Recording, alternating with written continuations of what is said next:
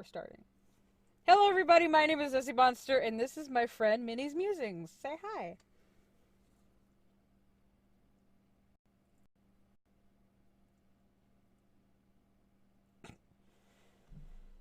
Are you talking? Oh boy. What is happening now? What is happening now? I can't hear you anymore. Did you mute? Oh, that's right. I'm an idiot. I'm an idiot. I muted it. I'm sorry!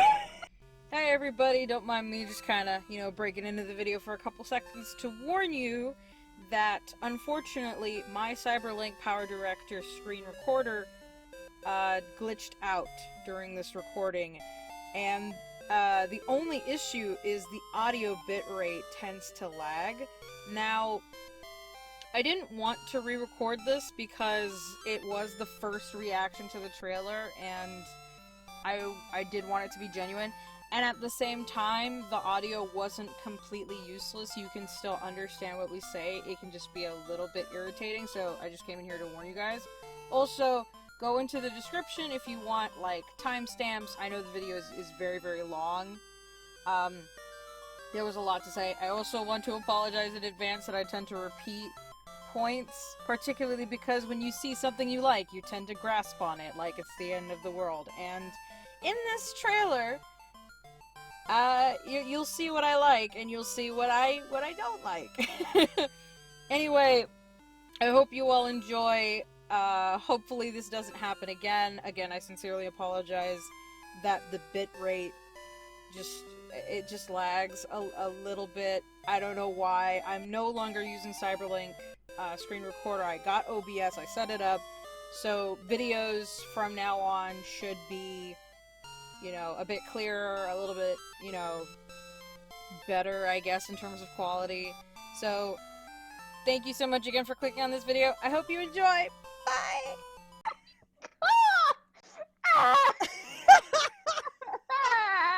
I forgot the fact that I muted the site. I forgot that means you mute everything. I'm a fucking moron!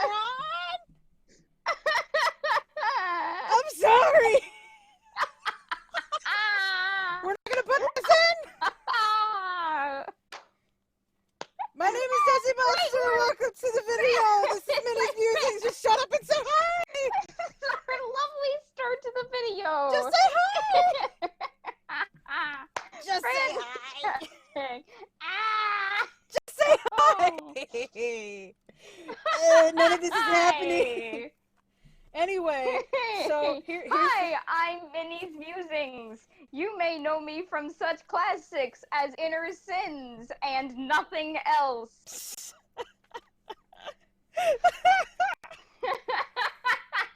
Anyway, so... Correction, you may know me from me laughing like an absolute hyena at Messie's little misadventure with technology. We're not going to talk about that. We're not going to talk about it. We're not going to talk about the fact... I can't help the fact... Are we not going to talk about that, Nessie? I can't help the fact that I'm technologically impaired. I am too, so this comes from a place of sympathy, I guess. Don't make fun of me. Anyway, so today we're going to be reacting to the Cats official trailer. Oh yes!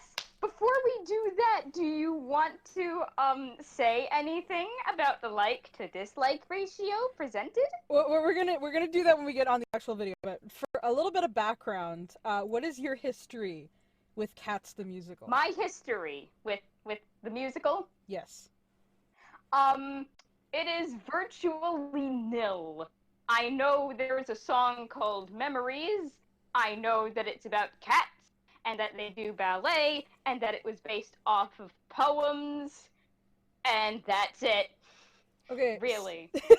So, a little bit of a story. Back when I was a little baby Nizzy, I grew up with the film, the 1998 film Cats, the musical. And I have a very, very long history with this because it is one of my favorite musicals of all time. And when I was a kid, I had a friend, we're just going to call her, like, Susan for the purpose of privacy, and little 10-year-old us would watch the film, and our favorite sequence to like dance and sing to was the sequence known as McCavity, where she would play a character named Bomb Ballerina and I would play a character named Demeter, who I think were siblings. Now, I want to be very clear when I say this. It's been a very, very long time, so if I'm not correct in certain aspects of the story, please don't hurt me. But essentially, the story is that there's a whole bunch of cats that congregate under there's a specific name for it, but it's supposed to be like the Juniper Ball, I think. It's supposed to be like this big event where they get together and the biggest cats come forward and they like state what they've done and their accomplishments at the chance of getting like a new life. You know, the whole thing with cats having 7 lives. The main leader is Deuteronomy. He's this big guy, and the cats have like a series of characters that come forward to talk about their accomplishments, but they're getting old, so they want a new life. And then there's like sequences in the middle for some of the younger cats. Victoria, who's the white one, is supposed to be the youngest cat, and there's even a mating sequence for her with another character named Plato. There's no like primary character. There's no like actual like evolution of character personality or anything, but they all have a defined like look to them. Munkenstrap is the narrator of the story, and there's only like 5 speaking lines. There's only 5 speaking lines, and they're spoken by a character named Rum Tum Tiger. And the thing is that there's the villain of the story is a character called McCavity. McCavity is trying to like steal that new life for himself, and then the character that you're talking about that sings Memory, which is my personal favorite, is named Grisabella, who is played by Elaine Page in the version that I like best, and she's supposed to be an old show cat. So she's like washed up and she's been rejected by the community, and part of the story is trying to accept her. I guess you could say the main conflict is her trying to gain respect back into the community after being like thrown out and abandoned, I suppose. I watched this a lot as a kid. Please don't mind my obsession. I can tell that you watched it a lot as a kid, and I can also tell that I never really watched it at all. My favorite character that I hope they do not f up is Mr. Mistopheles. He's the fabulous magic cat man. And he has like a design. The fabulous magic cat man? Yes, fabulous magic cat man. But you haven't seen him the way that I've seen him. He's supposed to have a design. What's the way that you see him? A fabulous cat man. He's got like a whole glitter outfit. More on those. Later on in the film, he's got like this glittery outfit. It's fucking fabulous. Oh. It's so great. And Mr. Mistopheles was my favorite character as a kid. Like, I wanted to dress up as him all day, every day. I love the tuxedo design, and holy shit, he's my favorite. Also, Munkenstrap and Rum Tum Tiger made me feel things when I was younger. Uh-huh. So when I'm editing this, every time I say a character, I'm going to put up an image of the character as I knew them, which was from the 1998 film.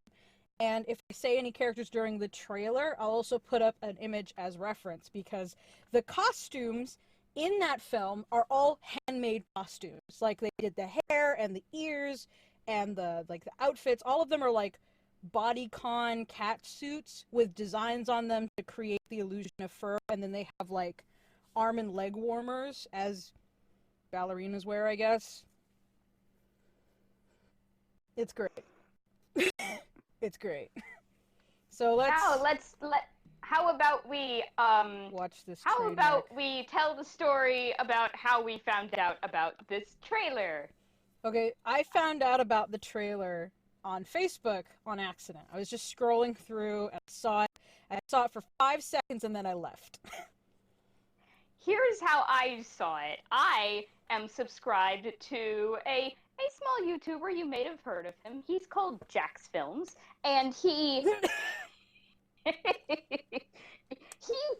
did a thing where something popped in my subscription box, and it's like the new Cats trailer or something. Like, he did a live stream where he did a frame by frame analysis, quote unquote, of the new Cats trailer, and I'm like, so out of curiosity, I clicked on it. And then, wanting to be read up on the source material, I guess, before we started, I went and looked up the trailer. I did not like it. It kind of scared me. It made me feel things that human beings should not feel. Yeah. I think my favorite one so far, the criticism of the film, is that I don't want Taylor Swift in a cat outfit making bedroom eyes at me. I don't want that. I don't want that in this life. Watch as the Taylor Swift fans just come at us, and watch as Taylor Swift writes us both down in her burn book. Please don't hurt me. I grew up with You Belong With Me. I grew up with all that. That was some like middle school angstiness right there. That was middle school emo me. Don't hurt me either. I like her songs. Yes. I do. I like her songs. I like her songs too. They're very catchy. Please don't hurt us. Please don't hurt us. So now that we've covered our history, should we watch with the trailer, we should. One thing before we watch it, we should cover how big the like to dislike ratio of this trailer is. Yes. Give me one moment. So, look at this beauty! Yes! Oh! Look at this wonderful... Oh! Wow. Oh my god! That's like YouTube Rewind 2018 dislikes. That... yeah, it Look is. at that. Minnie, I'm afraid. Yeah. Alright. Let's... You're afraid of what? You've already seen the trailer. No, I actually haven't. I haven't seen the whole trailer yet. Oh! I saw like the first 5 seconds and then I left. I haven't watched any more than that. All the other things I've seen are like screenshots. No!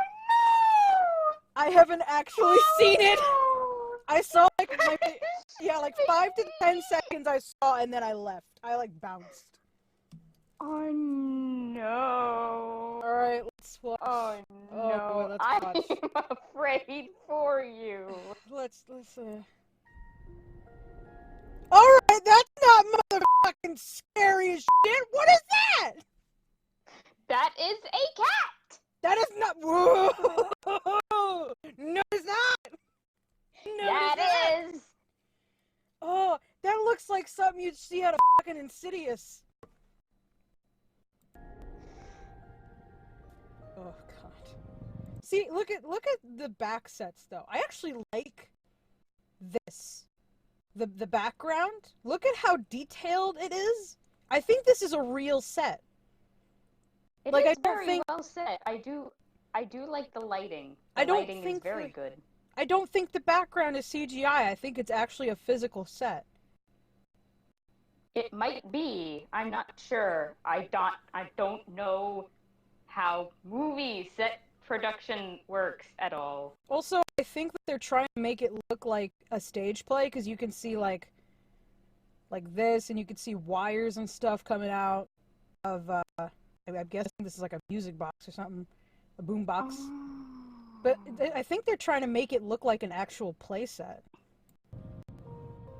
Oh my god! Holy shit! I wasn't prepared for this. There it is. You want to know it is. You want to know what this looks like? The thing that I'm afraid of. You want to know what this looks like to me? You want to know what this looks like? What does it look like to you? It looks like that meme that was popping up a couple years ago of like people putting like photoshopping their mouths onto pictures of cats to say funny, stupid shit. That's what it looks like. Oh, you mean like what Markiplier does? Yeah, that's what it looks like to me. It also looks like that Oh. picture of Nicolas Cage's face photoshopped onto a cat body. Mm-hmm.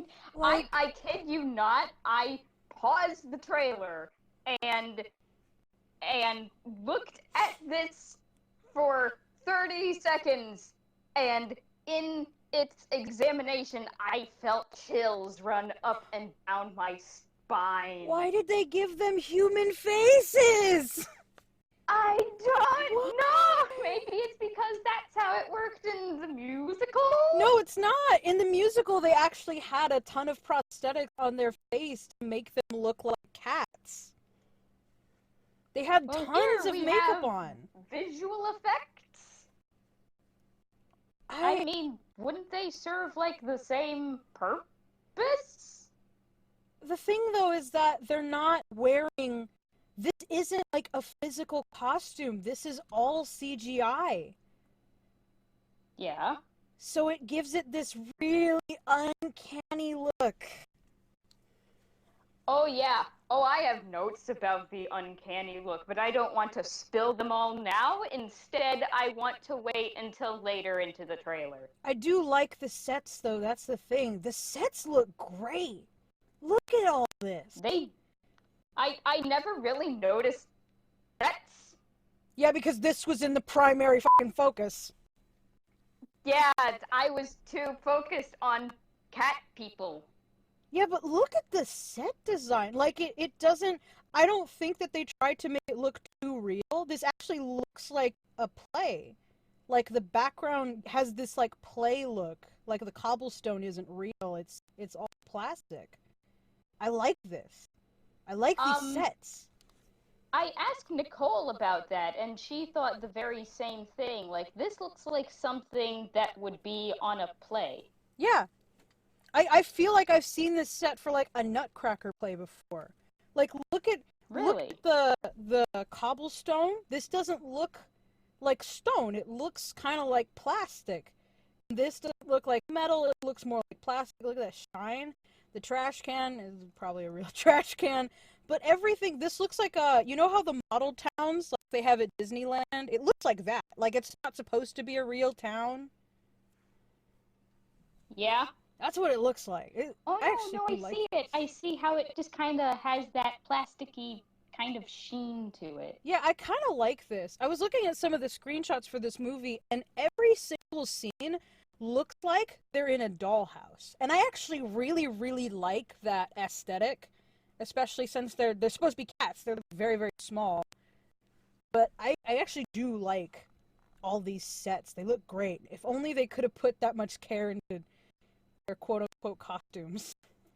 I have no doubt that they put care into it. It's just the execution of it just doesn't sit right with me. Also, or with you. Or with a lot of people. Yeah, definitely a lot of people. I don't think this is Victoria. I don't think this is Victoria. I thought you said it was. Well, when I first saw asked you about it last night. When I first saw her, she looked completely white, but she has, like, stripes. See the stripes? Victoria didn't have stripes like that? No, Victoria... Now, here's the thing. The cats' names change depending on, like, which play, but the story is overall consistent. And Victoria, in the play that I saw, was supposed to be purely white. She was supposed to be a picture of innocence because she was the youngest cat. Remember how I said that there's a mating scene between her and Plato? Oh, lovely. It's not graphic, they're just dancing. It's just a very sensual type of dancing. But it's supposed to be like her becoming an adult.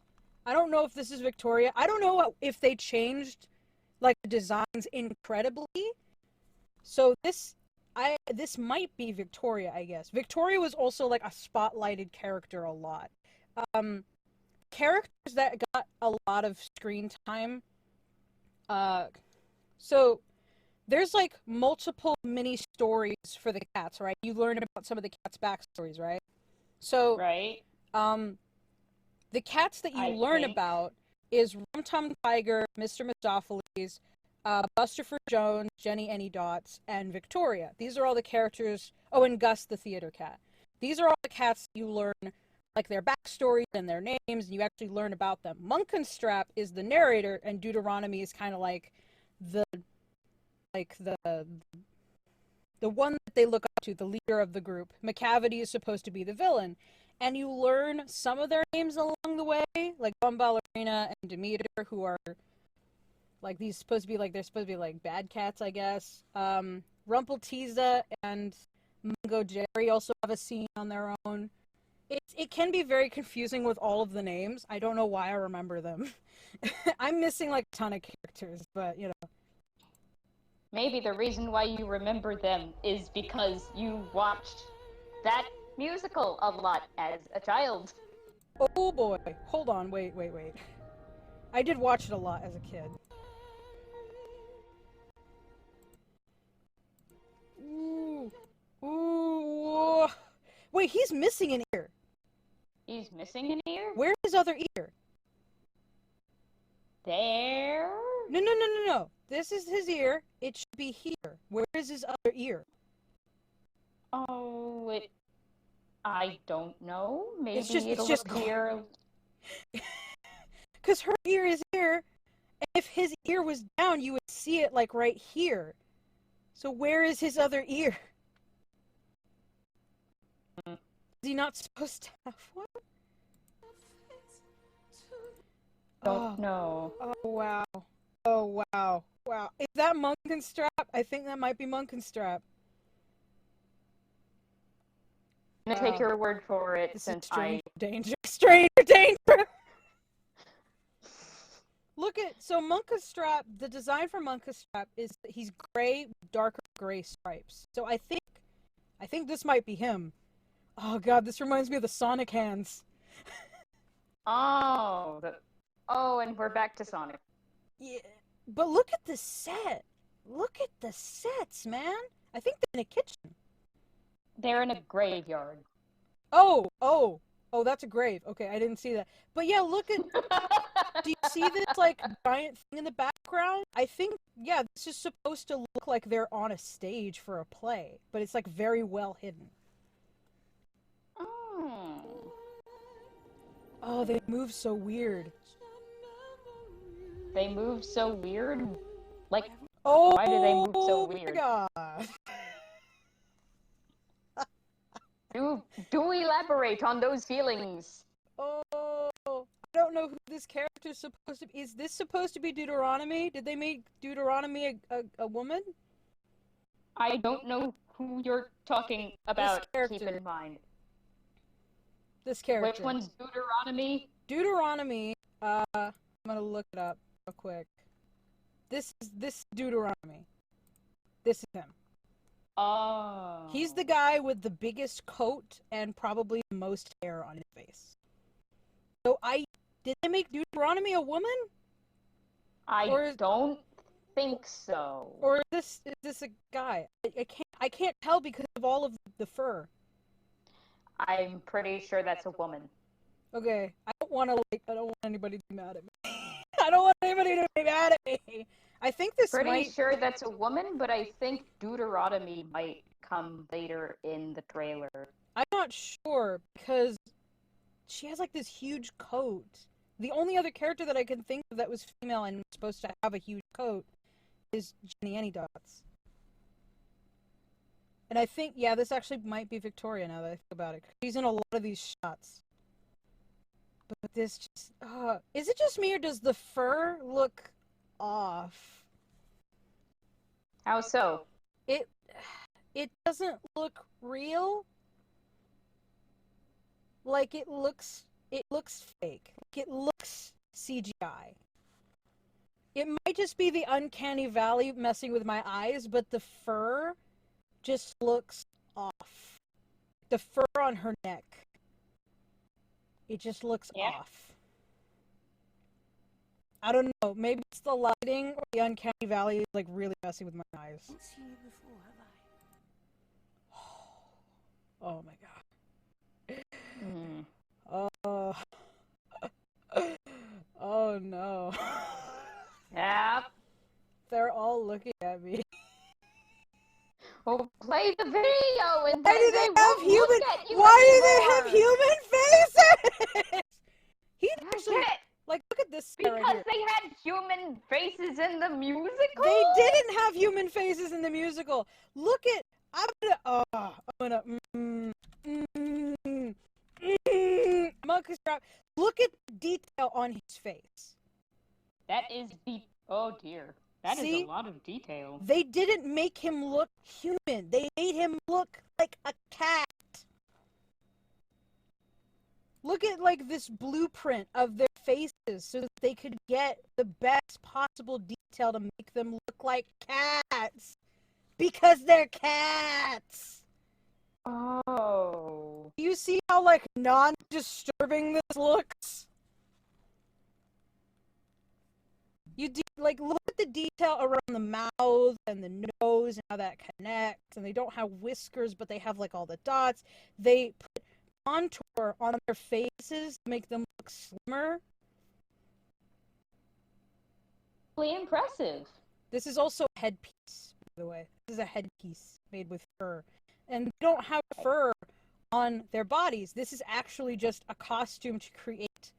This is all like, I could like, get that it was probably a leotard of some kind. yeah, this is like swimsuit material, and then some of them have like fur on their shoulders, and they have like all the arm warmers and leg warmers, and they have like these gloves, and you can actually still see their fingertips. Oh yeah. But this was the design. They also had like tails, but they also made sure that it wouldn't step on them, so they wouldn't trip. See? Had to be the appropriate length. Yeah. But look at that versus this. I think the way that the visual effects team approached this was like in the musical, like they had their faces painted to look like cats, sure, but you could still vaguely tell that there were human features underneath. So I guess they went with that route and then made all of their cat attributes on the outside. But I feel like part of it was I'm assuming that's how that works. I feel like part of it was also to make them like attractive. Like here, look at Rum Tum Tiger. He is supposed to be like the bad boy. He's supposed to be very attractive. And he does look very attractive even with all the makeup on. Look at this bad boy. His hands are on his belt. nether regions. They're on his belt. Just look, he's still like attractive. See? Yeah, I can definitely say that he is. It's supposed to create a reaction from the audience so the audience understands why all of the other cats are very attracted to him. He's supposed to be attractive, but they also maintain a design that is supposed to be very like a cat. See, he had detail on his face too, around his mouth.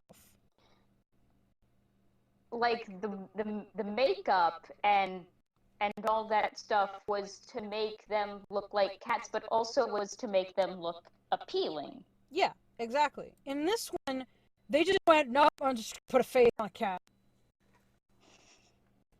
Like, I feel like it wouldn't look as bad if they did it with actual, like, made effects, if they did makeup, if they did costumes, and didn't just put a shit ton of CGI everywhere. I feel like it would look okay. It would look fine. But because of the fact that it's CGI, it's giving it this really weird effect that it's photoshopped or something. It's giving it this really weird, uncanny valley look. And I feel like it's purely because of the CGI. If everything were made, I don't think this would be as big of an issue. I really don't. I feel like they did the CGI because it's a movie and we have to do movie stuff. This is movie There's tons stuff. of movies that have practical effects that are perfectly good. The Dark Crystal is a great example of that. Everything in that movie is made. There's almost no like digital effects. There is a way to do practical effects and make it look good. Like Jurassic Park, the dinosaurs in those movies are completely made out of like they're mechanical. They're really there. There's a way to do this right and not make it look weird. So, Well, yeah, unfortunately, but the movie industry sees that as it's gone. It's done. Visual effects. This is what we have now. This is what we should be using. I just find it so weird because the background looks like it's purely practical. And it looks great. The backgrounds and the sets are amazing looking. Also, I actually do think this might be Victoria now because she's like in so many of the shots. I think this is Mr. Mistopheles, Victoria. This might be Mungo Jerry, and this might be Rumpelteaza. I don't think the cat in that tuxedo is Mr. Fabulous Cat Man. No, that I think it's Mr. Mistopheles. I think that might actually be Mr. Mistopheles.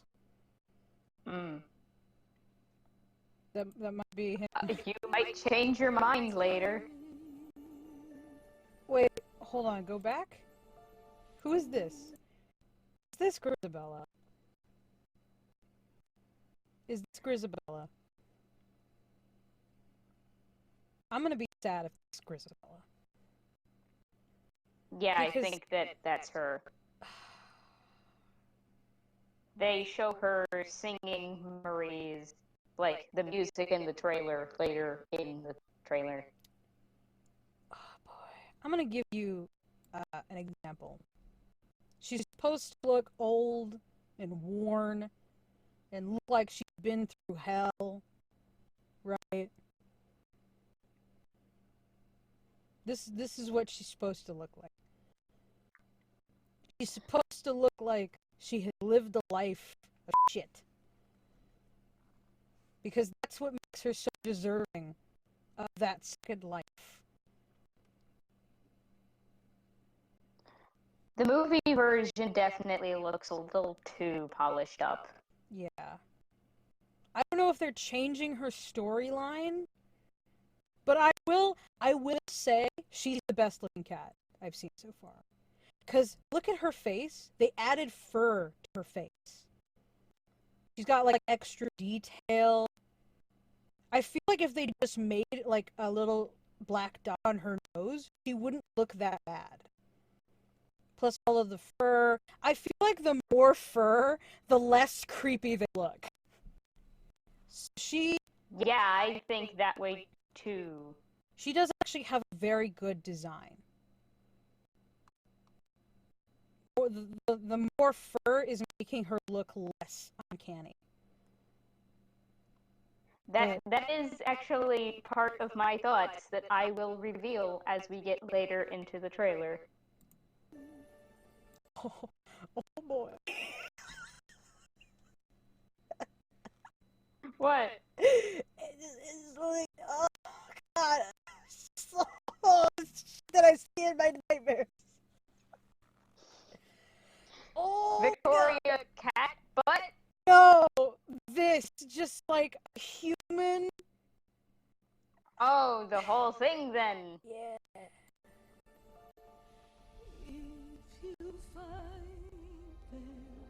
I'm hearing Memory, and I gotta say I'm not a big fan of this cover.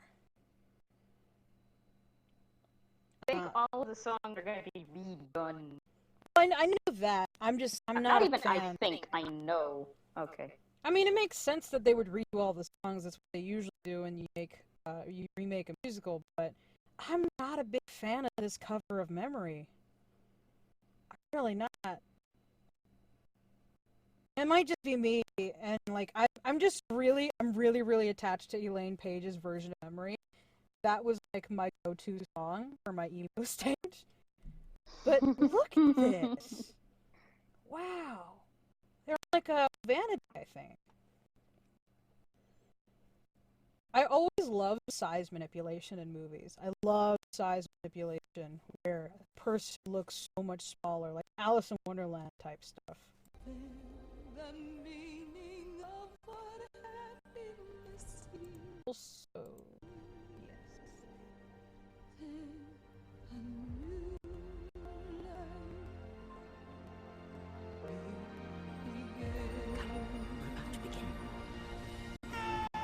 Oh, is that Rum Tum Tiger? That better not be Rum Tum Tiger because I'm scared. I think this is Rum Tum Tiger. Oh my god. So I want to bring you back to this. I guess you went against that. I guess theory has gone against him. Like, the more fur, the less uncanny. I feel like the more fur around their their face. I feel like more fur around their face is better. But, so you see, like, I know that this is Rum Tum Tiger because he has a poof. See? He's got like, a poof around him. So here's the funny thing. In this version of Rum Tum Tiger, you could actually take this off. And it was so that, because when he's not in the limelight, he is dancing with all of the other characters, but this set piece is not on him, so he blends in a lot better with all of the other cats. Because it's play, so you have to play like numerous characters sometimes. Oh, James, why? So this is not Mr. Mistopheles, actually. You thought this was Mr. Mistopheles, right? Yes. So yes, that's what I thought. This is not Mr. Mistopheles. This is Bustopher Jones. So I'm gonna go. Bustopher Jones is this guy. Oh, that makes much more sense. So in the musical, Mr. Mistopheles is kind of his right-hand man. He's seen next to him most, kind of like an apprentice in some ways. But Mr.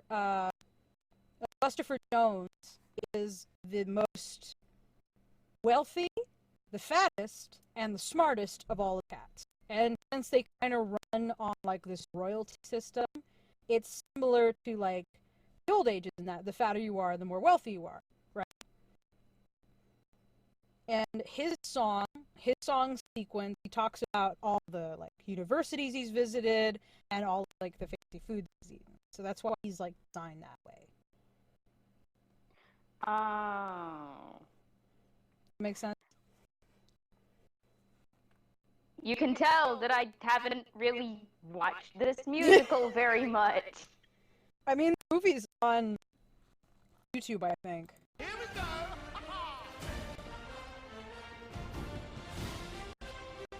Here we go! Yeah, I think she's supposed to be Deuteronomy. Oh, so this, where you paused at, Yeah. is where I have my thoughts, because this is where I thought, like, I had an idea. Go on. So, Go on. The face. You are right, the face is definitely what flings these cats into the uncanny valley. The face is definitely what does that, and it's how the face is put into the character and how it's in juxtaposition with the rest of the cat features. Yeah, it looks I wrote like it they down. copied and pasted their face onto a model. Oh yeah, I said something similar. It's like someone put a human mask on a cat-like creature. I really get that when they show this shot from the trailer. There's an invisible line. You can almost see the invisible line between the fur and the rest of the face. Yeah, this right here. Mm-hmm.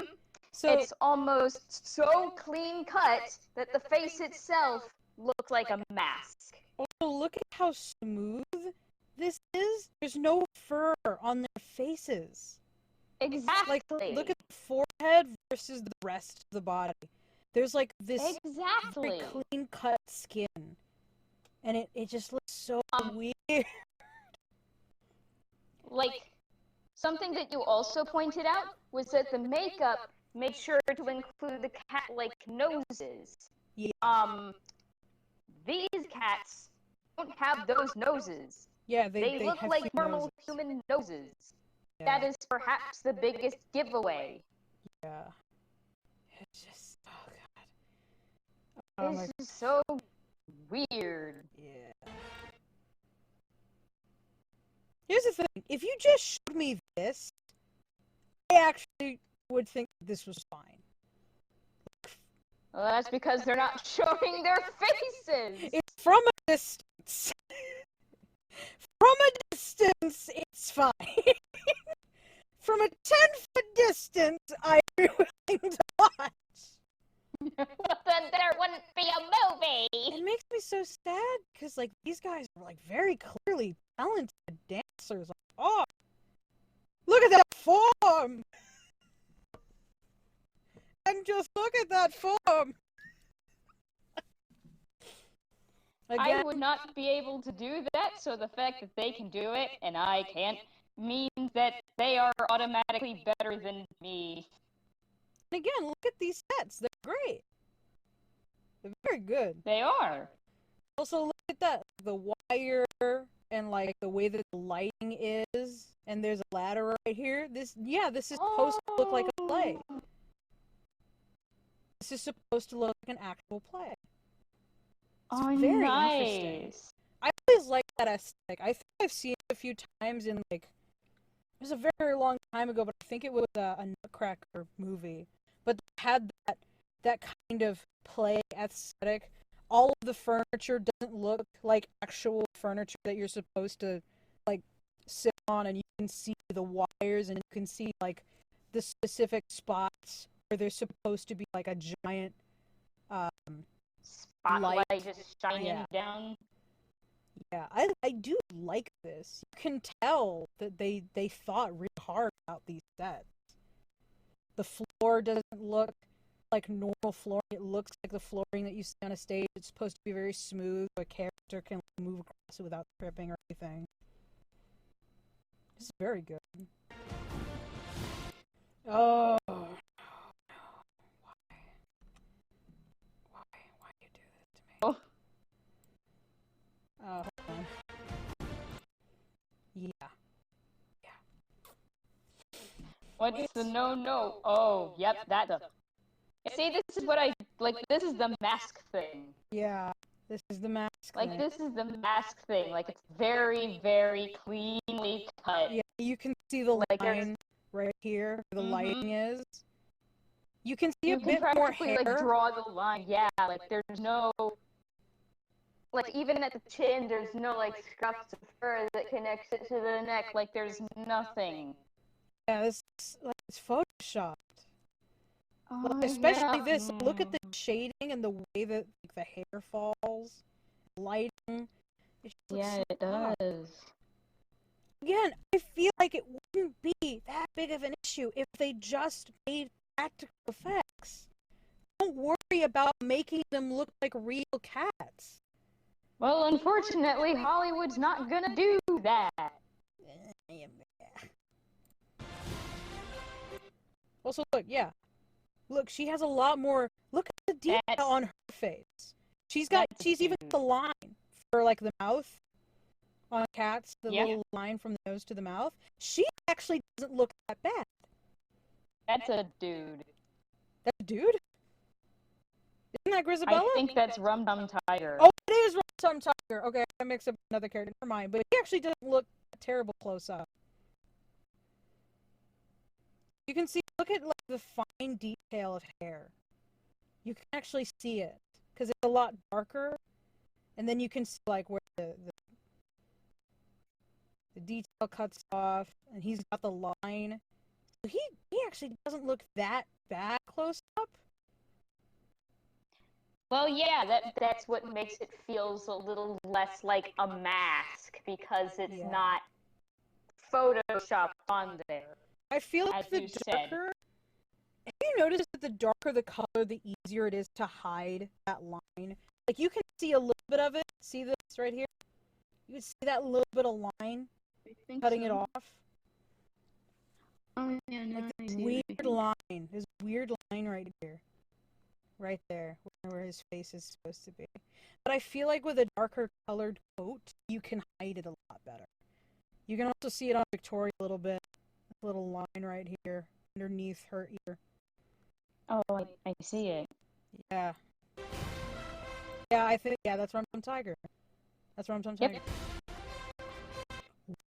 What the I think that's Train Cat. What's his Shimbleshanks? name? The Shimbleshanks, the railway cat. Is there a snake on him? Is there a snake? What is this?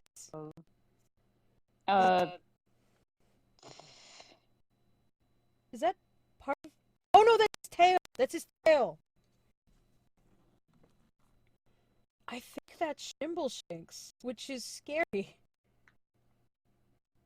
I think for this one, it might just be the angle. This might just be the angle and the lighting that's like making him look really creepy. I think most of it's the angle. Yeah. I do And like... the coloring too. I do like the fact Like that they he's- gave him colored contact. Look how that green pops. That looks Not only great. that, but they like the green of the eyes pops out really well against the lighting, which is not very strong. In fact, it's very dark. Yeah.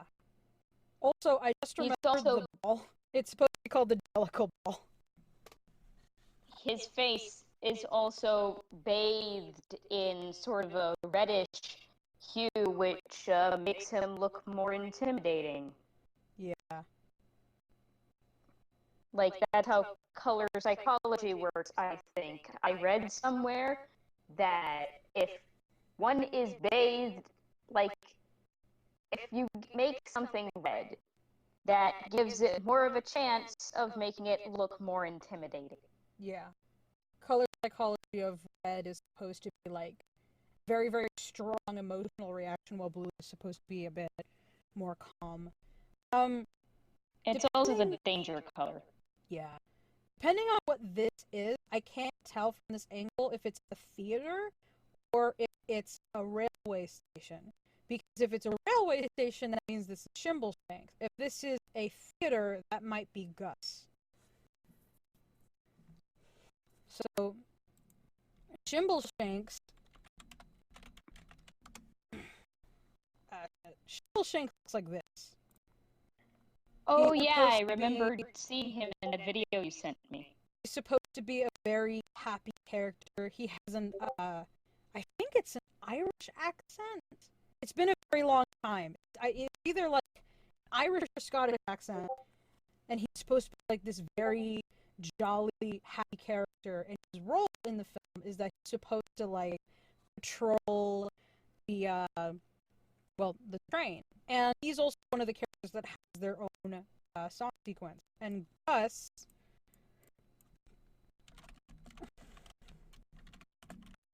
the theater cat is supposed to be this guy right here. So Gus the theater cat is one of the second oldest characters that are shown in the film, and he's also got a solo. And Gus the theater cat has a whole history of working at the theater as an actual like actor, as the cats that are supposed to be on stage, like, oh, interacting with the cat or something. And he has Parkinson's, which makes his paws shake. And throughout the whole scene, his paws will shake. And his backstory is like he made a character named Fire O'Fiddle, the Feared of Fell or something, and it's a character that lurks within the theater, kind of like his own Phantom of the Opera in a way. And I can't remember if it was a character he created or if it was a character that he played that haunts him. It's been a very, very long time. But He's supposed to I be... think. Wait.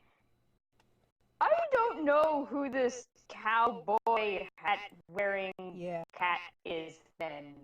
I don't know if this is supposed to be Shimbleshanks or Gus the Theater Cat. I It might be a don't new character that they know. made. I'm not sure. Do any of the cats in Cats wear a cowboy hat? No, none of them do. None of them even wear Then hats. who is this character? Actually, none of them wear clothes. Not really. None of them really wear clothes, except the characters that wear... The characters that are supposed to have, like, long, luxurious coats are represented through clothing, right? So Deuteronomy looks like he's wearing this really long, furry robe. Jenny and Dot has a scene where she wears a very, very puffy overcoat, which she takes off to reveal an outfit that's covered in tassels to show that she has very long fur. But Christopher Jones is supposed to wear a suit. It's actually part of his aesthetic. So I don't know who this is. I don't know who this is at all.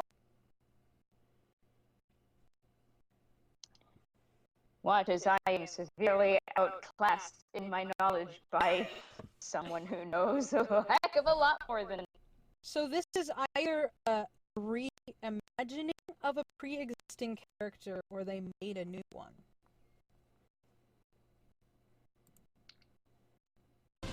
I don't know. I guess we'd have to wait and see. Yeah, this is definitely Grisabella. Yeah, look at her face. See that, like, fine fur? You can see fur on her actual face. Yeah? She's one of the I ones that think I actually see it. looks pretty good. I don't know. The shorter the fur is on all of the body, like the shorter the fur is on the head, the creepier they look. The longer the fur is around their face, I think, like, the more... I think the better it looks when they have hair, like, actually around their face, and it's not just, like, really thin. Yeah, she doesn't look bad. No. It's just weird to see Grisabella so young looking. Because in her story, she's supposed to be this very old cat. She was a show cat. Grisabella the glamour cat she got too old and she got kicked out because she wasn't pretty anymore. But she's very young, and she's also very pretty. It's kind of confusing, but okay. I don't know if they're gonna change her story or what. Ooh, okay. I think this is Gus. Gus the theater cat. Wow. Yeah, see, look, the angle that this camera's at, and then you can see the rest of it over here. There's like a ladder, and there's like lights and stuff to show that they're on a stage. It's either that or Yeah, because... it does look like that. I mean, it's either that or it's because they're in actual theater, because I think this might be Gus the theater cat. That might be the case. If it is, that'll make me sad, because I like this detail. Like, just little snippets of the fact that they're not in a real world or something. If this is Gus, then it's the Taylor Swift cat. The Taylor Swift cat! There's the Taylor Swift The Taylor cat! Swift cat! Ah! Actually, she might be Rumpelteaza. Who? So, Rumpelteaza and Mungo Jerry are... I can't remember if they were twins or a couple. I think there was something that said that they were a couple. But Mungo Jerry and Rumpelteaza are a pair of thieves that steal from other houses. But Mungo Jerry isn't in the shot, so she might actually be Ballerina. Oh. So, this is what she looked like in the actual play. She's supposed to be very seductive. That's Taylor Swift's character. Oh, that is Bubba. Oh, no. Oh, What? no. Oh no. This doesn't look right. Bumblerina is supposed to be kind of like Bad Girl, kind of like girl version of Rum Tum Tiger, but she is supposed to be like very seductive. But yeah. Like I said, the shorter the fur is around the face, the weirder it looks because it just emphasizes the fact they have a human face. Oh, I have notes on that too. Also, yeah. Also, look, she darker the color fur, the more distinct the fur on their faces. You can see like little lines around her face. I can see little lines around. See her cheek? Oh. Oh yeah. But Yeah, I can. Ballerina, what did they do to you? They adapted her into a movie. The thing that I think is with the idea of Cats the music from 1988 and all the stage plays is that they were all given extremely distinct designs so that you wouldn't lose them. So that you could like distinctly remember which character which. In this movie, I think they're trying to base it on real life cats with their fur and like the designs in their fur. So that might be why they had like a completely different color range, like color palette in comparison to the original. What's with the fancy ass collar though? Ballerina would not be caught dead wearing that. I have notes on how the shortness of the hair affects things. Go on.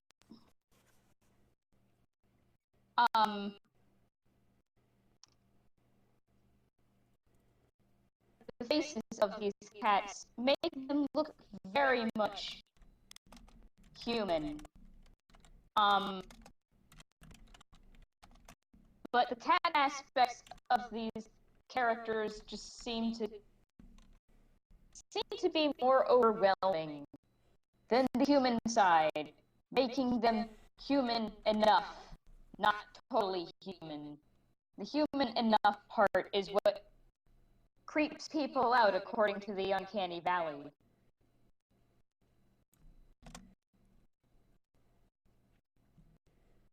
Yeah. That is definitely what's making it look weird.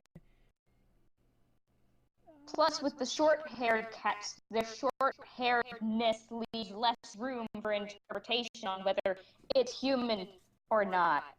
Because, like, they have very distinct human forms, Yes. and the hair around and the fur around their faces makes it very, very easy to tell that they just kind of took a human face and put it on a cat. Yeah. Or a cat-like creature. Also, Like, especially when they're naked. yeah. They look almost too human. Yeah. One of my friends... Sorry. Well, one of my friends said that it looks like a weird animorph in the middle thing going on. Like, this is the middle stage between, like... And... like the human turning into the animal, this right here, what's seen in front of us, is like the middle of that. Yeah. Where their human aspects and cat aspects are haphazardly mushed together, creating an uncomfortable hybrid. Even then, the cat aspects serve more as accessories to the very, very human body / anatomy. I mean, it's what... Sorry. It's what gives this feeling of uncomfortableness and the chills up and down my spine part when I just sat and looked at an image for 30 seconds. Yeah. I mean,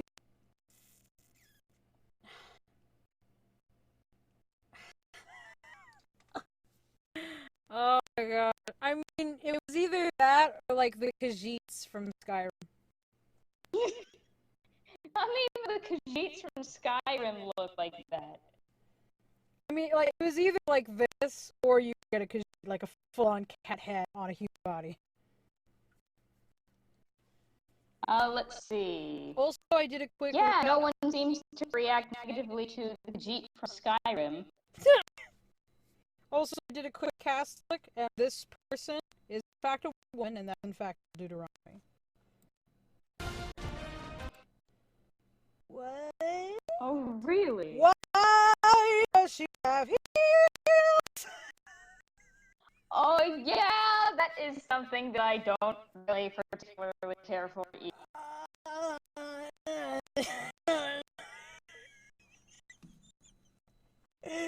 Missy, are you okay? Do I need to give you CPR or something? It's like they're human in all the wrong places. Like, Oh, yeah. look at her hands. Their hands. Oh god. Why does she have heels? Don't particularly like it either. So, I paused a beautiful moment. Never before has this looked like a more photoshopped game. I think that this is Jenny Anydots. Oh. Yeah, it's Jenny Anydots. So Jenny Why Anydots. doesn't she have like the big, thick fur thing that you said she's supposed to have? Yeah, I'm confused about that too. I mean, they also said that she's supposed to be like a fat cat. She's supposed to be like a lap cat, right? Like a really, really, really big fluffy cat that just sits on your lap. I think part of the lyrics of her song was she sits by the windowsill all day long. But this is her design when she takes the coat off, and this was her design with the coat on. She's supposed to be a very big cat. So, they got that right. But she's supposed to be like so that's not really, represented more in a physical coat, rather it's represented in a body type. Yeah. She is supposed to have very long hair. She's supposed to be like a fancy cat. But I think that's Jenny Anydots because this dancing that she's doing right here is actually a reference to how she dances in the movie, in the 1988 film. She does a dance similar to that. And her story is that she catches mice and she reforms them, essentially. She captures roaches mice and then reforms them. So she'll teach the mice how to knit, and then she put all the cockroaches in a band. Gosh, that's adorable. Yeah, she's supposed to be like a motherly type figure. But she is represented to be very, very silly. Yeah, this looks really odd. I don't know why they didn't give her clothes. Like, some of the cat characters have clothes. She would have been a very good character to be wearing some clothes. Why do you say that? I don't know, because I don't know how to describe it, but she wore something akin to kind of like a nice grandma. You know, she's supposed to be a very motherly type figure, but could be very, very silly and kind of like running around. Like, most of the characters that are talked about, Jenny Anydots, Ghost Theater, Buster Jones, are significantly older than all the other cats. But she looks really maybe the clothing choice was instead like thrown aside for like casting, like what the clothing could represent in the movie. The person playing the character could probably represent a good bit better. Yeah. At least I think that might be how they justified it. I guess. I mean, she doesn't look terrible, but she, again, falls into that really uncanny valley because of the short hair. The really short hair around her face.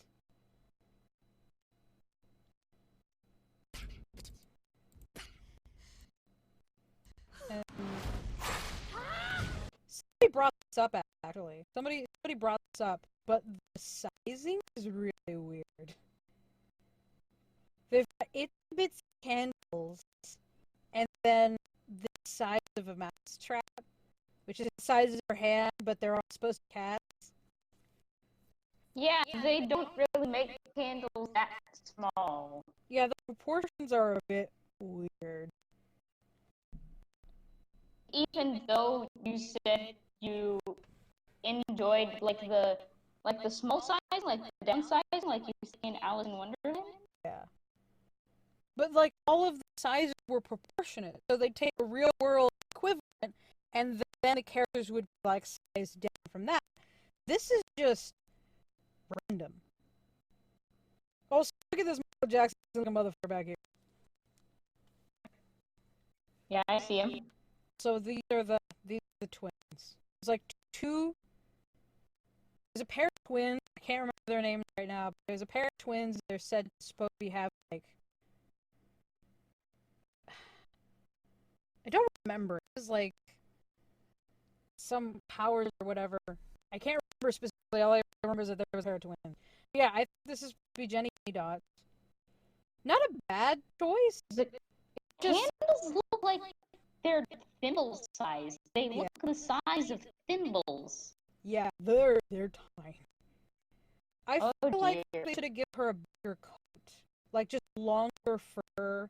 And make her look, like, really fluffy. I feel like it would have looked really cute.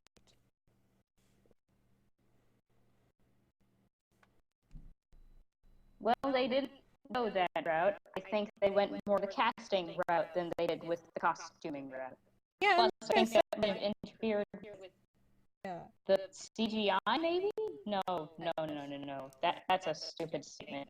I mean, like I said, I looked at the casting, and the casting isn't terrible. It's actually pretty good casting. Some of the choices are a bit odd just in terms of, like, age, but for the most part, they're not terrible. And that's what makes me sad.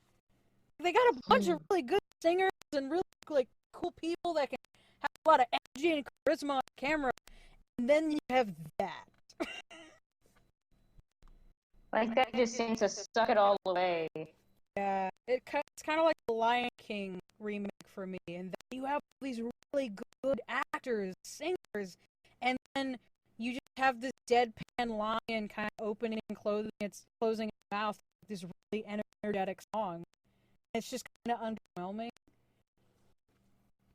Like, I was listening to Hakuna Matata with Donald Glover for Simba, and it sounded great, but then I saw the visual representation, it just looked so boring. All the characters look so hard.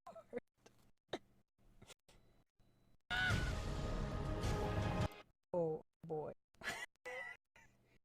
Oh boy.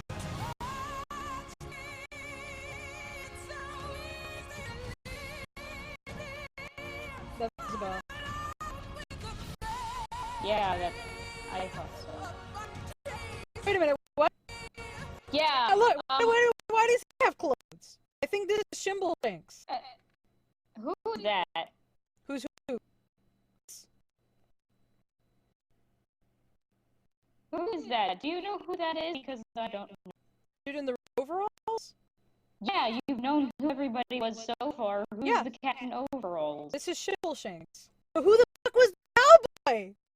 Oh. So that's I see the railroad tracks now. Yeah, this is Mr. Mistopheles. This is Shimbleshanks because he's supposed to be like a ginger tomcat, and he's one of the few characters in the whole play that has like physical clothes.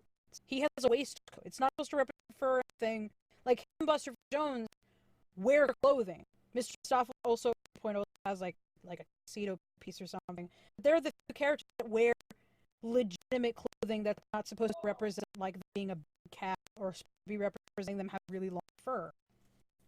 Why does he have red overalls?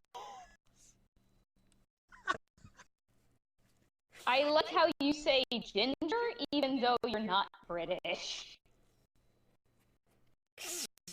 Yes, redhead cat. Thank you. A redhead cat. Are you? a redhead cat. Redheaded cat. Redhead cat. Shimbleshanks, in the original, he wears like a waistcoat. See? Very classy outfit. Like a bit of a waistcoat, a collar, and a shirt piece with a pocket watch. And this one is just wearing her overalls. Maybe they thought overalls were more rail. They Is it thought overalls were like more railroadsy. Is it just me, or is it really weird to see them wearing shoes? Oh yeah, there are the shoes again. Why are they wearing shoes? Why shoes? Also, this motherfucker's gonna jump out of the camera. He just wants to leave. Out! Oh yeah, you see that? It's like the water diving into the board. Oh no! But you go hit No, some. no. Also, the angle looks like an actual cat, like a real cat right here. Oh, Like oh yeah, because they have like a cat head and not like a human-looking head. Also, I see it, yeah. wow. Kind of looks like they're in a basement. See how the light moves? Yeah. Oh my god, they are on an actual stage. Look at the light and look at all the background. They're on like a stage that's been scaled to them. That's fucking awesome. Yeah. All like the curtains here, and then the ladder with the bucket, and then there's like set pieces back here. They're like scaled down onto a stage. That's very impressive. That's actually really cool. I like that. This is a fun, uncanny image. Yeah. Why is she doing jazz human hands? mask on the photoshopped onto cat creature? Why should you pull a jazz? Who's doing the jazz hands? The lighting on Shimbleshanks right now makes it very, very, very much look like the face was photoshopped on after the fact. Oh yeah, because like the white around his face is I don't like even think it's white. the mask area. That looks like actual skin tone. It looks like human skin. Oh yeah, it does. You can see Buster Frowns in the back. And I think Jenny Dots? I think there was a scene where Jenny Dots had a crush on Christopher Jones. I know it was like a scene where they flirted. Oh my god. Ooh. Oh. Oh. Oh. Oh, they're pulling a thrill dancer in the back. This dude throwing a party with his hands in the air, asking God why, and these two are pulling the robot. If I'm gonna be in this movie, I'm at least going to make a party out of it. This motherfucker pulling a Phantom of the Opera. This girl looks like she's just trying to type on an invisible keyboard. What is this Silent Hill creature right here? What Silent Hill? This guy. So there's just a face. It's just a face right there. Oh yeah. That looks terrifying.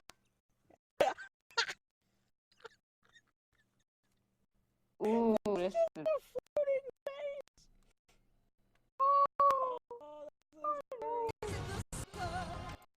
What in the world is this?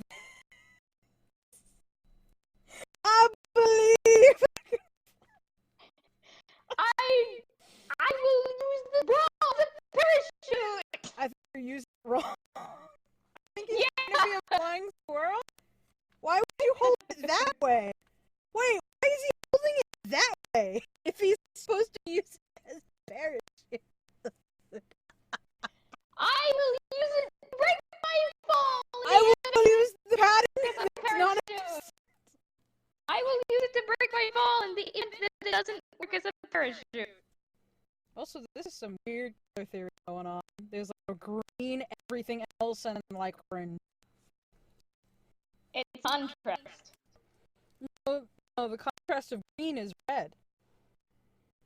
That might be how it works in like Different dating. tech medium that isn't technology, but I'm pretty sure it works I'm pretty sure that it works differently in mediums that is technology. I think it might also just be the shading, but look at the green, orange, this guy. Rum tie again. Look at his pink coat. Oh my god, I want the coat. It's a pretty dang nice coat. Pimp. Yeah, on a stage. The giant spotlight right there, burning eyes. Oh, They're looking right at that light. My eyes, they burn.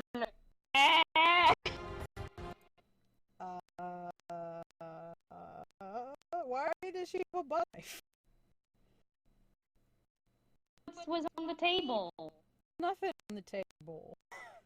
That's what was on the table. Why is Therefore, she there a grabbed butter? it. Why is there a butter knife? It's supposed to be a steak knife. Why is there a butter knife? Because maybe they just don't knives. Maybe this household just doesn't use butter knives in eating. This is the type of smile you see before you die. You really. I love this fucking butter knife! You This is really my want one! this butter knife. This is my one butter knife! She look at that thing, she's gonna eat it!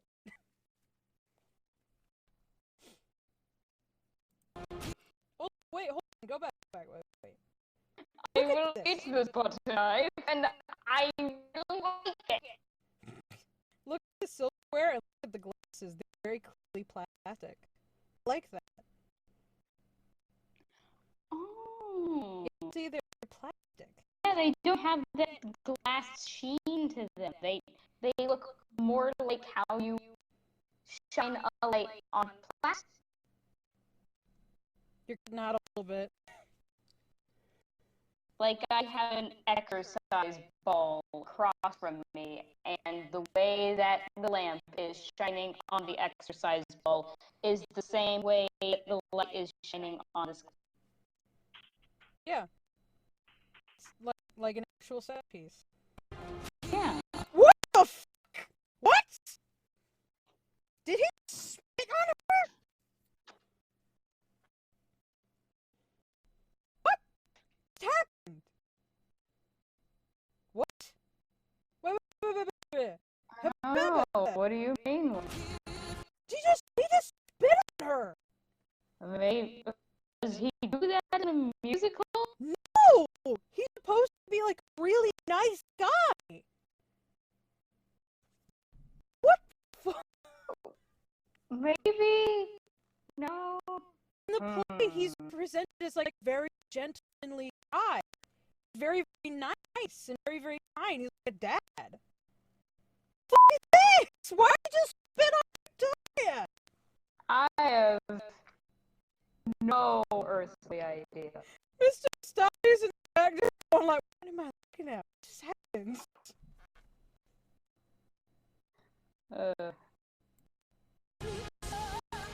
He's... What's going on here? Also drones. What just happened? What just happened?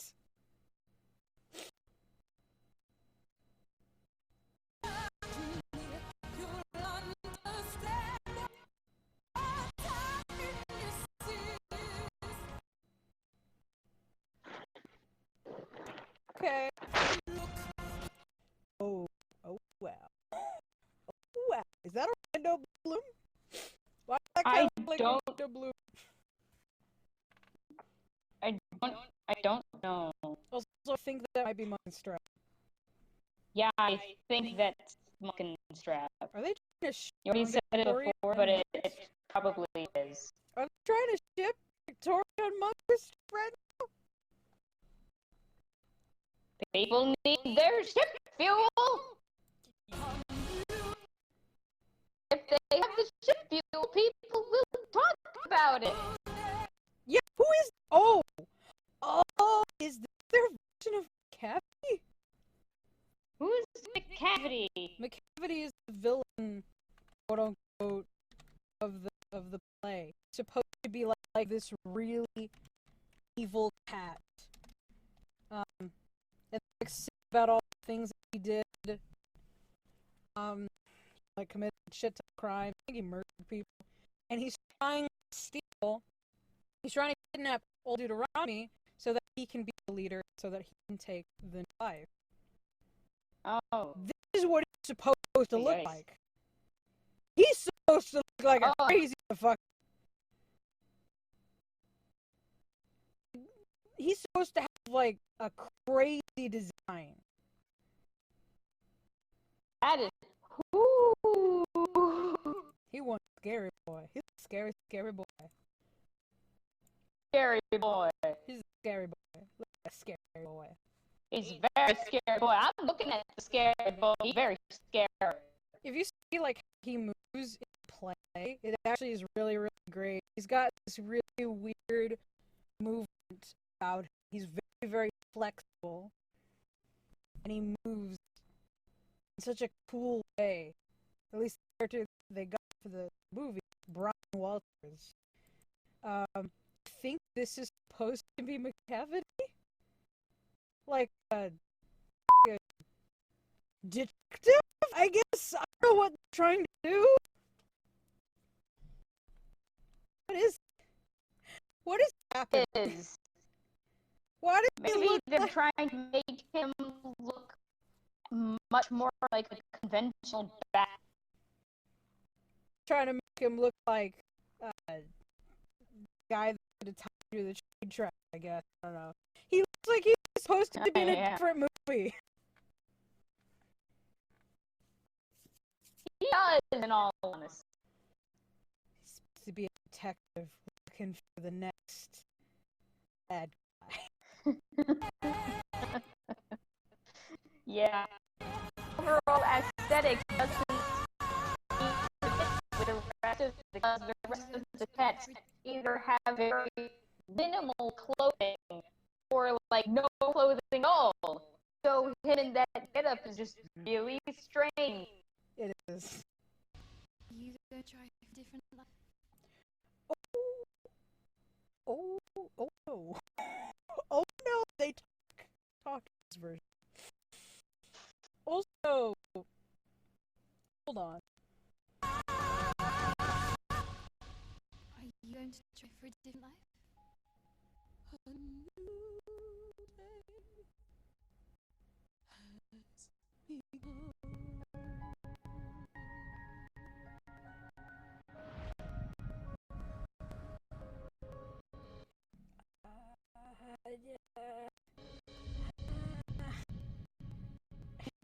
This holiday season, you won't believe that CGI is terrible.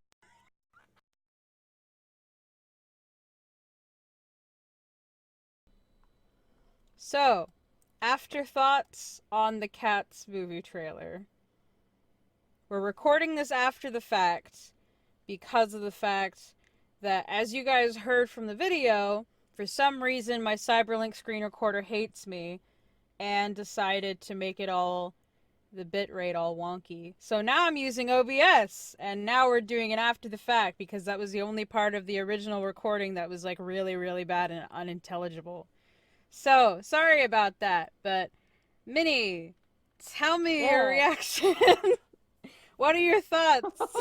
What are your thoughts? Oh, what did I thought? What did I thought of the thing of the trailer? Yes. What did you thought of the thing, as in the trailer? Yes. So the obvious thing out of the way, the cat people terrified me. Oh yeah, the CGI. It's in the it's stuck in the uncanny valley. It's the same thing with the Lion King movie that just came out. It's just it's the uncanny valley, and I don't know if it's because of us or it's because of the thing, but just something about looking at CGI and seeing how realistic it looks and then realizing that it's not is just really weird, but I think it's a lot more obvious with the Cats trailer because reasons.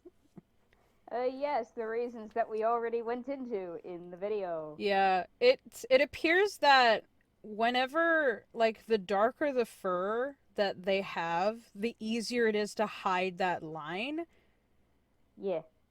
because you can like I guess you could just blend it out, but then there's cats where it's like the face is a lighter tone than the rest of the fur because of like patches on actual cats, and that's when it's the most noticeable. Oh yeah. That's when it's incredibly noticeable. Yeah, It literally definitely. looks like it's like somebody said on Twitter, I don't know who said this, but it's a Snapchat filter. Oh yeah, it kind of does, It's doesn't it? it's straight up just a Snapchat filter. That's the weirdest part about it. Oh. You can't stop thinking about it now, can't you? Oh no, no, I can't. It's just like, boy. But the other thing is that some of the casting choices are a little bit weird. Like, I don't How so? know. I don't know why Jenny, Annie, Dots, and Grisabella are so young looking. It's just weird. Cause Because because like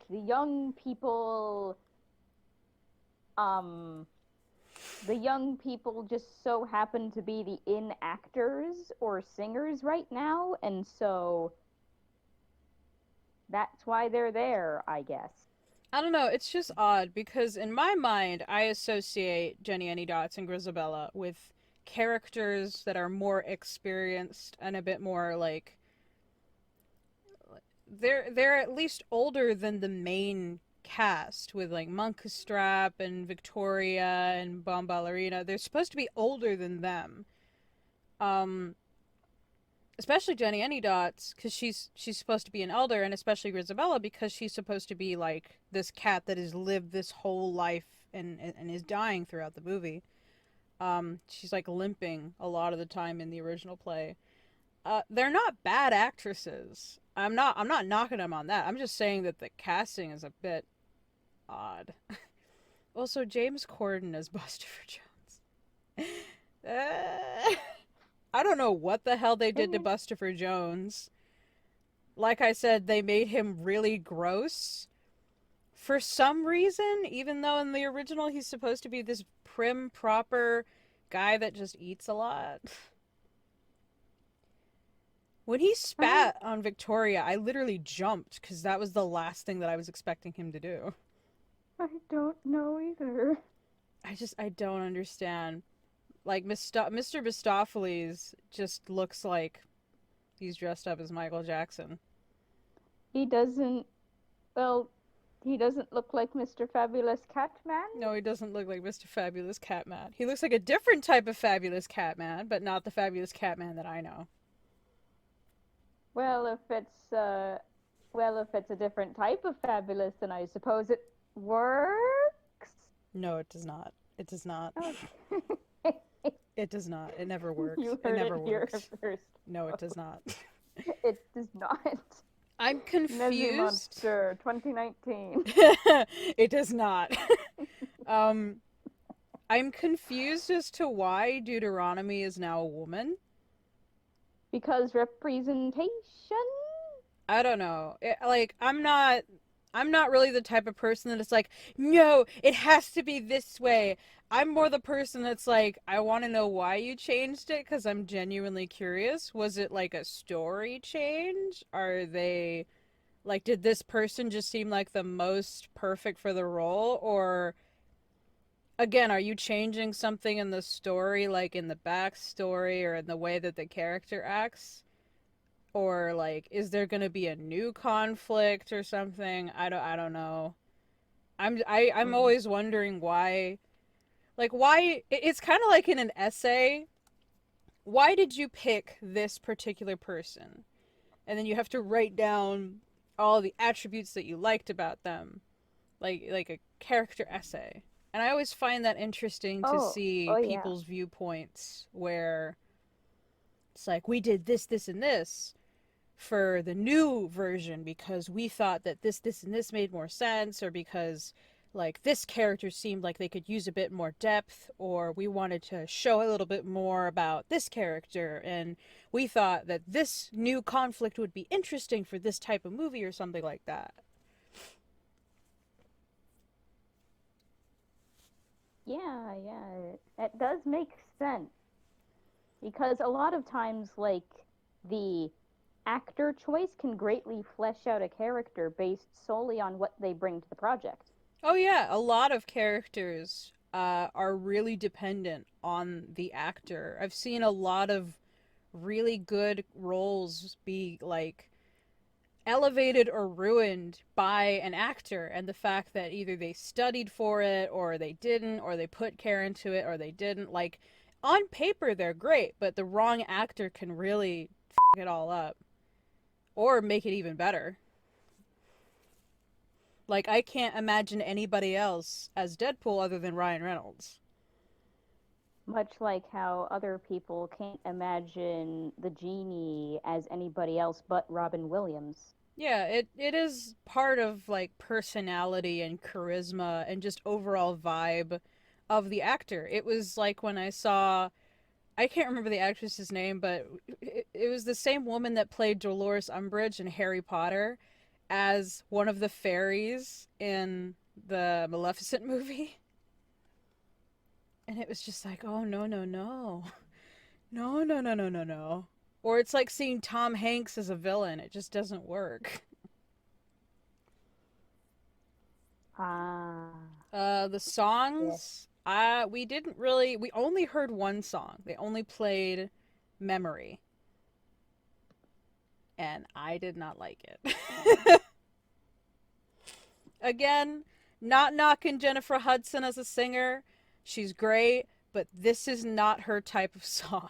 First off, there's a very different tone, right? In the original, she sings it very, very sad, very somber. In this one, she's singing it like she's desperate. There's a very clear tone shift. Because in the original, it kind of feels like she accepted the fact that she was dying, and nobody liked her, and she was begging for this chance for just one time for someone to acknowledge her, and then she could rest in peace. And in this one, she's all she's just all in the center, wanting the attention, like look at me, please talk to me. And it's not a bad tone, but when you take a song and you change its tone, it does create a very noticeable change. And sometimes it does work and sometimes it doesn't, and in this one it just didn't work, at least for me. It might be a nostalgic thing, I'm willing to acknowledge that, but it didn't work. It really didn't. She has a very nice voice, but it's not the type of voice for this type of song. Like, okay, so I don't have anything else to add about the song, mostly because it's not my forte. I mean, keep in mind this is going more off of general feelings. And I'm willing to acknowledge that I have a nostalgic hold on the original because it's something that I grew up with, and I one of the great reasons why I think you were a good choice for this is because you don't have any history with cats, so you don't have a Right. bias. But you are a fellow artist like me, and you have like a visual opinion in terms of the film, which is very clear on your opinion on the visuals of the film. Yeah, definitely, definitely. They just move so weird. Even furries don't like the movie. Oh no, that's bad. Oh yeah, I think there was like a thing where even furries are like, we don't know what this is. We don't want this. We don't want this. I liked the song The memory song? The one in the trailer? Yeah, it sounded good. I don't know. I don't know. Like, I won't I deny don't that know either. I won't deny that it sounds, good, but in comparison to Elaine Page, I have to go with Elaine Page. It's like hearing a cover and then looking at the original and you're like, I have to go with the original. I'm sorry. Again, not knocking her as a singer. She's a really good singer. I just don't think her voice was the right tone or vibe for this type of song. I haven't heard the other songs. I'm a little bit worried that the fact Taylor Swift is in this. She's also a really good singer, but I have never heard her do like a musical Broadway-esque type of song. I think I've Neither heard have James I. Corden do it. I know James Corden has history Yeah, with me that. too. So I'm interested to Yeah, hear James his. Corden definitely has the chops, I think. Yeah, I'm interested to hear him. I swear to God, the dude that plays Muckus Strap looks like Orlando Bloom. No, dog, why are you barking? He doesn't like it either. Yeah, he doesn't like it either. Apparently, he doesn't like the movie either. He's objecting to the trailer's existence. Yes, object, my baby. Then again, he's also a Like, dog. yeah, maybe it's because he's a dog and what's on screen are cats. But he also loves my cat, but only my cat. My He hates skimble every shanks single looking other cat. cat in the world. And every single other cat in the world are the cats that are on the screen. So, like, maybe that's it. Do you have any other thoughts about the trailer?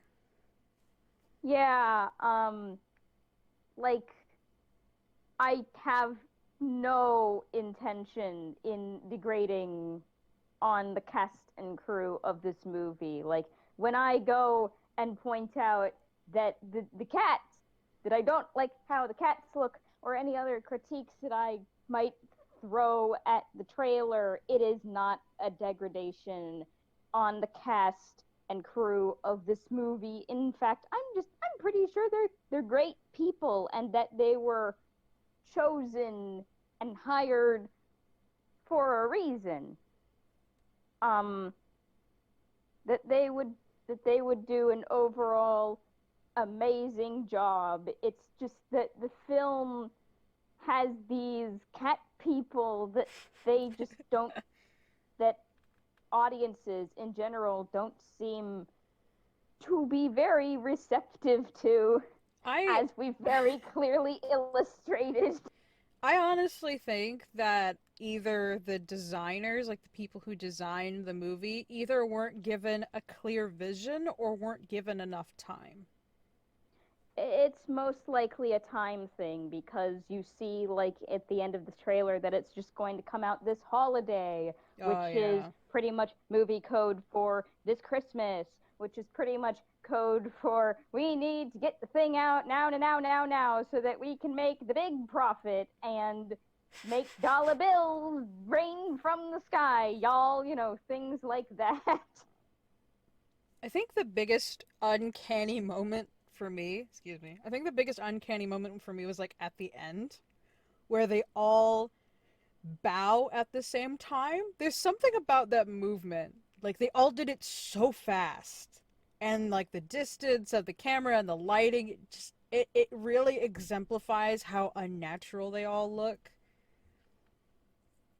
But again, I don't know if they weren't given enough time. I don't know if they weren't given enough direction or if maybe they weren't given like a clear vision of what to work with. But Yeah, it we doesn't. don't want to assume, because if we assume, like, that makes everyone look like a butt. So Yeah. like I look like a butt, you look like a butt because we assumed. So, like, we don't want to, like, assume. It's not nice. Yeah, and the other thing is that something that I want to be very clear on is that we don't want the movie to fail. We We really don't. don't. It would be an absolute shame if it didn't, in all honesty. Yeah, it would be a shame that if it did fail, but the thing is that a movie is entirely dependent on its audience. And like movies and the movie industry are at the mercy of their audience in terms of like criticism, in terms of if it's good or not. Because you need to make money back on how much you spent to make the movie, and I would imagine with all of the graphics and the design and the camera work and the choreography that this cost a lot of money. So of course we don't want it to fail, but I especially because I have a really close connection with cats, like in my history and in my love for musicals. But if it's not good, then it's not good. Yeah. Mm. I would hate to think that this movie wouldn't make back the money that it needs in order to be, I guess. Because it just seems like a waste of talent on a lot of spectrums. Especially when one of the talent is a very new budding actress, because I saw in the trailer it said and introducing, which usually means this person is new.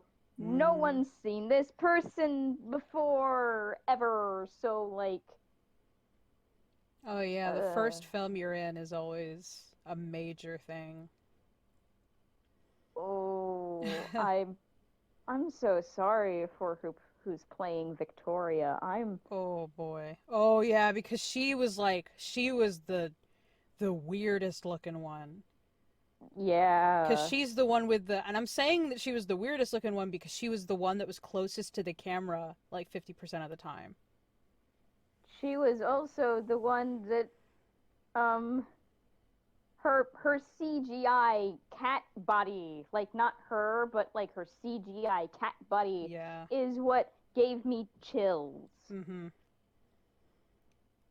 Yeah. I'm like, if you like the design and if you like the graphics, good for you. I'm happy that you enjoy it, but I Yeah, me can't. I too. can't look at them without wanting to either laugh or turn away.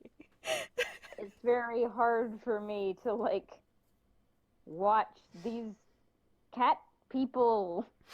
It's very hard. It's just something so awkward about it. Like just it's just something Mm. so awkward. And I think a part of it is that if I were to reach my hand out, I know that I wouldn't touch anything.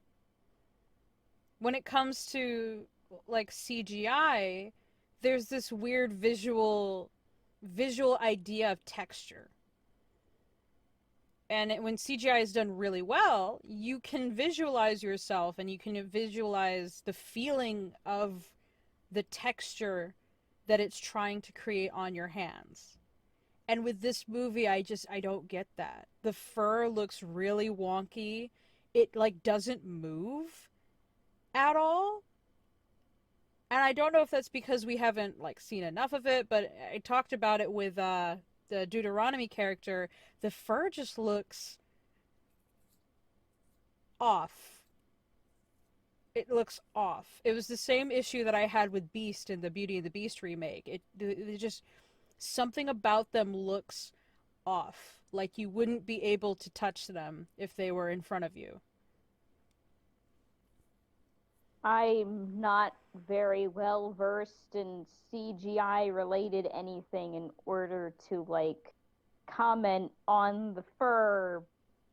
I just my issue is the face, as we've already stated several times before, so I won't bother going over that again.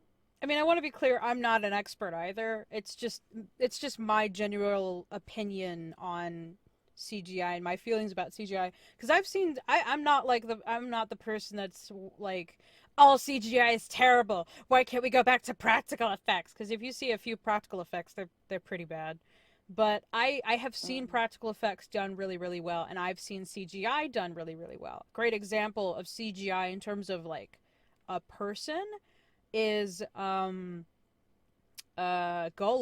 in the Hobbit movie, especially because they actually went in depth with his skin texture, and they studied how light bounces off of skin and how it moves and his muscles, and because he's got, you know, like a very thin body, how like his bones would move in the skin as he's moving, how it would stretch and how it would like scrunch up when he was like moving joints and things like that. And I feel like they didn't put as much care into that as they did in the Cats movie. And I don't know if it's because there were too many people and they had to play with all these different types of fur because, you know, cats have different fur lengths and all that. And all the different colors and all the different patterns, or if it's because they just didn't want to deal with that and they thought they could cover up with the lighting and with the fast movements of the dancing. I don't know. But it looks so awkward. It just looks, oh, the way that they move, it looks so odd. And the face, yeah. It's mostly the face. It's mostly the face. It is mostly the face. Just like the fact that they all have these very obvious lips and pronounced nose. Very obviously human features Yeah. stuck onto a cat body just gives the feeling of uncanny valley, as stated before, Yeah. especially when that face looks like a mask superimposed upon a model. Yeah. It's, like, especially for me, when I first saw her face, my eyes directly went to find her ear, and I didn't find it, and that's the thing that creeped me out. Yeah, I was a little freaked out by the fact that the ears were on the head and not on... Because when you see a human face... I kind of expected it to be on the side. Yeah, because when you see a human face, you're immediately like, okay, an ear should be here, there should be hair, and if there's no hair, you should see the ear. But there's no ear, and your eyes go up to the ears on their head, and you're like, oh, cat human. Yeah, and the hair is everywhere. It's like, oh... That's new. Yeah. I mean, like I said before, in the play version, they made them look like cats. And if they didn't, they made them look like cats. They put makeup on the upper lip to make it look like a mouth that a cat has. They put the line from the nose to the mouth, and then they put coloring on the bottom of the nose to make it look like a little cat nose, and then the bridge of their nose was supposed to be like the snout, and they contoured their faces to make them look, you know, slimmer and sleeker, and just gave them this look, and to cover up the ears and make it look a little bit more natural while also making the ears on top of their head look more natural, they put a lot of it looks like a headpiece. It almost looks like a wig, and they put it over, and you know, they put extra fur, they brushed it outwards to make it look more natural and maybe like cute. They make it look not creepy as shit. And the thing is, if you look at the original play and you look at all of their designs, all of them are designed in a certain way to give them a bit of personality, a bit of pop, so that you can find them when these big dance numbers come in. And I was talking to my dad about this, but in the shots where it shows all of the cats, I couldn't find anybody because there's too many that look the same, because they try to make it look like actual cats, where the fur isn't like it is in the play, where they have all these like insane patterns and colors. Like Bomb Ballerina is originally pink. She's got pink on her, and they're not all these crazy, you know, colors and designs and everything. And in this one, they all are kind of the same. There's like there's a bunch of... Oh yeah, because they all look like normal, like they have normal cat colors and it's normal people, there's not enough distinct variety in most of them to be like to point them out in a crowd. Most of them are just like, they're there. Like, Yeah. who's who? We don't know. Like, who are those two brown cats in the background? Beats me. Like, Yeah, if it weren't for Mr. Mistopheles wearing the outfit that he does, I would have thought that he was supposed to be Plato from the original. I mixed up Grisabella and Rum Tum Tiger because they have a very similar design in like the markings on their head and the fact that they have a bunch of fur around their like chest area. Um, I mixed up all the cats when they were showing all the cats together in like this really big room. Um, I if if I were to actually watch the film, I would lose a lot of the characters. Like I'd probably, if it weren't for the fact that Skimbleshanks was wearing red overalls, I'd probably lose him with one of the other, ginger cats. I'd probably lose him like that. Just and gone. again, we're calling the character Ginger, even Because though that's you're what you call cats. You call them ginger cats.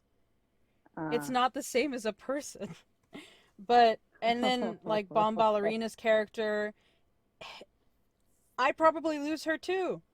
Because she has a very similar design to a lot of the other cats. I think Victoria is the only, like, white cat, like, pure white cat. So because she's supposed to be kind of a focus a little bit, because she's, again, supposed to be the youngest and the most innocent cat. But all the other cats, I can't tell them apart.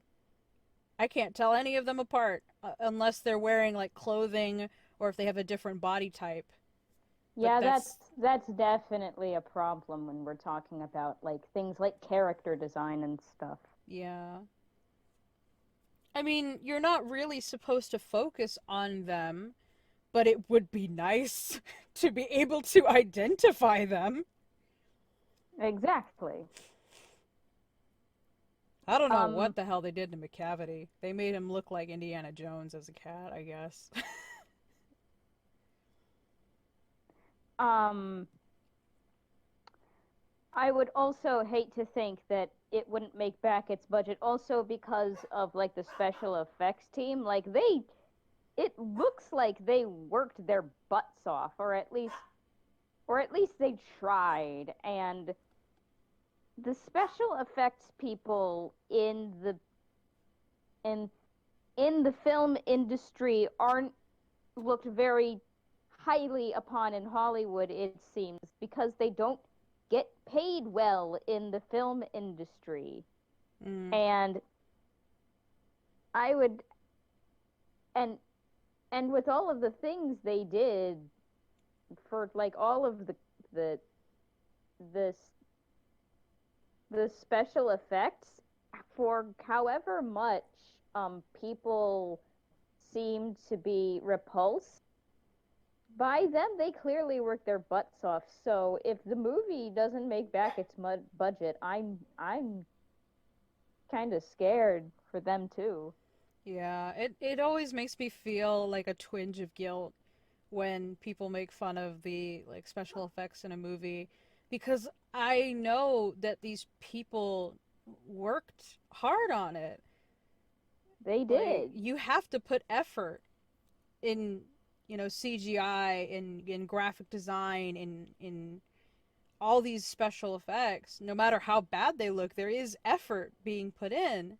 And I don't know if they just didn't hire people with enough experience. I don't know if the director didn't give them direction. I don't know if they were given proper direction. I don't know if they were given enough time. I don't know if they were given, like, a clear vision of what they were doing.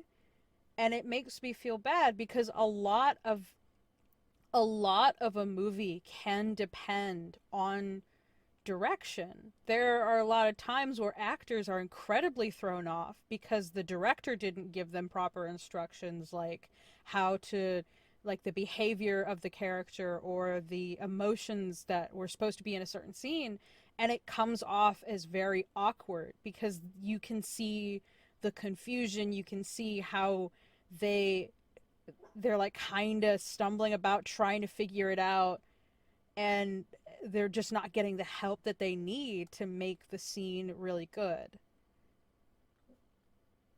I think I saw a video by a YouTube channel called Folding Ideas.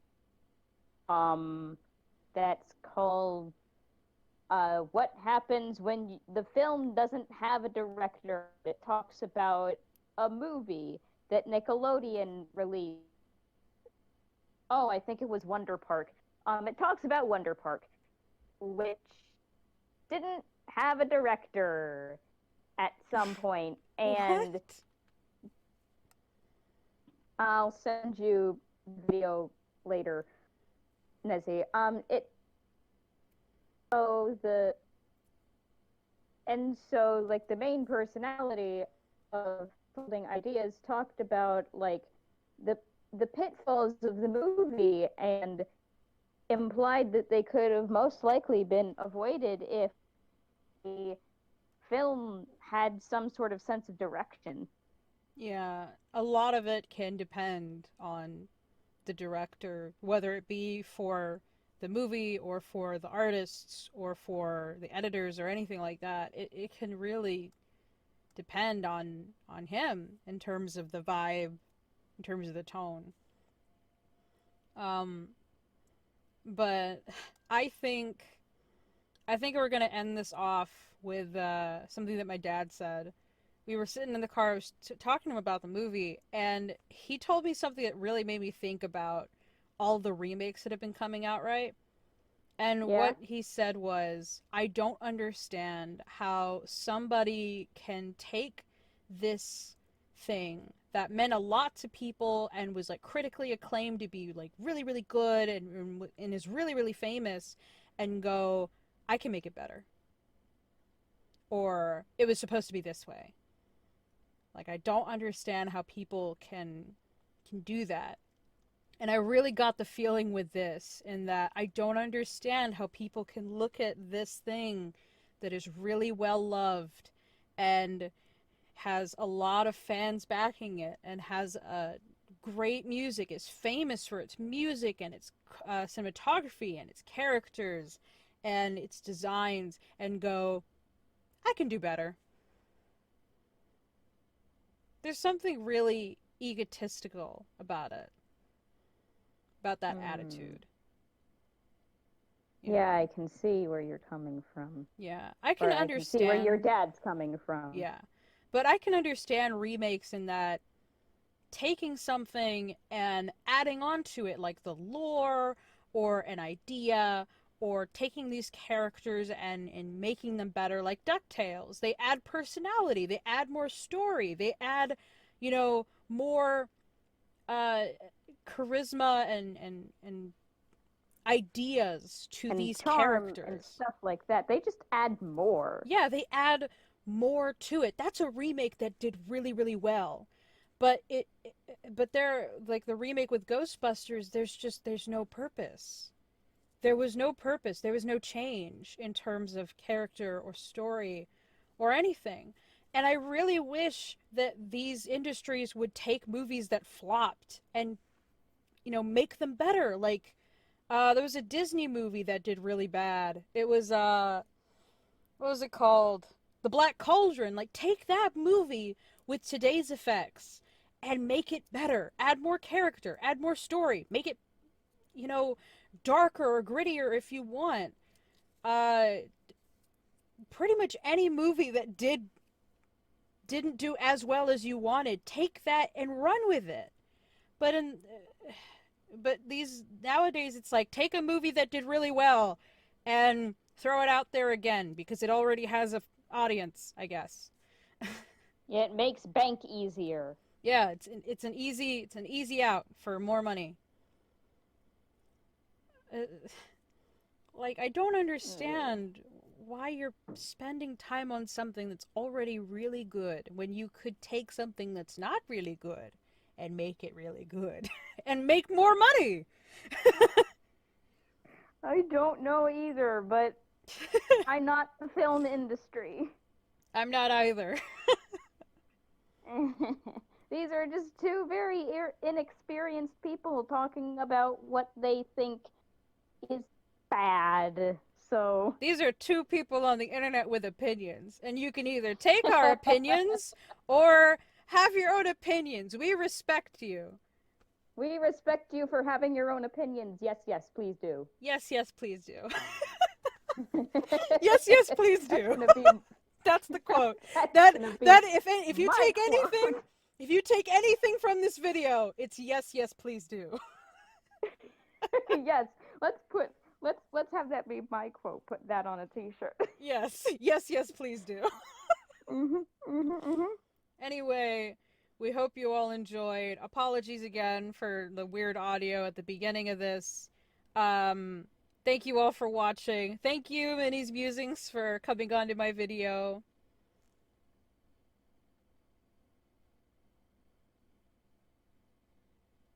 Minnie? You're welcome for having me. I said. Oh, I didn't hear you. I think the audio cut out again for you. Oops. Anyway, I hope you all enjoyed. I hope that you all liked this team up, and if you want to see me or us react to anything new in the future, just write in the comments. This is farewell for now, my little monsters. We'll see you all in the next episode. Bye! Bye.